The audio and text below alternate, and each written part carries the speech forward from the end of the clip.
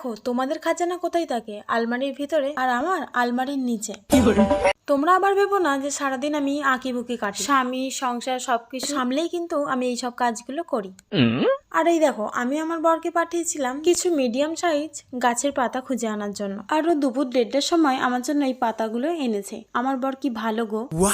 আচ্ছা সে যাই হোক, চলো বলি আজকে আমি কি বানাবো সেটাই আমি তোমাদেরকে বলছি। দেখো কিছুদিন আগেই আমার পার্সেল এসেছিল, তো সেই পার্সেলের বক্সটা দিয়ে আজকের আমার এই কাজটা হবে। সেরকম কিছুই না, প্রথমে আমি একটা বেশ কালার দিয়ে দিয়েছি, সেটা হচ্ছে লাল। পাতার মধ্যে আমি সাদা কালারটা দিয়ে খুব ভালোভাবে ওটার উপরে ছাপ নিয়ে নিলাম। ছাপ নেওয়ার পরে লাল রংটা আমি একটু হালকা জল মিশিয়ে আবার ওর উপরেই বুলিয়ে দিলাম, যাতে কালারটা একটু ফেড হয়ে যায়। তারপরে আবারও আমি পাতার মধ্যে সাদা কালারটা দিয়ে আবারও ছাপ নিয়ে নিয়েছি। তারপরে এই সাইড দিয়ে বর্ডার গুলো আমি রেড কালার দিয়ে করে নিয়েছি। দেখো 1 মিনিটে সবকিছু বলে উঠতে পারি না, তাই এর পরের ভিডিওতে ডিটেলসে বলে